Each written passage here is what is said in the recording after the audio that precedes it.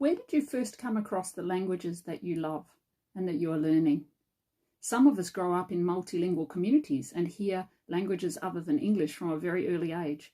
That wasn't the case for me, but I did come across them in books, particularly in a wonderful fairy tale book I was given when I was 5 years old, The World's Best Fairy Tales, from Reader's Digest. Now, the book was in English, but depending on the setting of the story, it often included words or place names in the foreign language. Particularly, I remember in French, in the story 12 Dancing Princesses, where it mentioned the castle of Belleuil.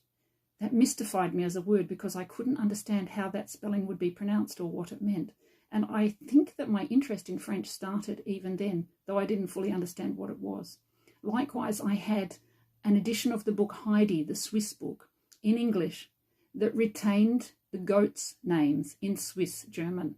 So they were called, in the English text, things like Berli and Schneehöppli.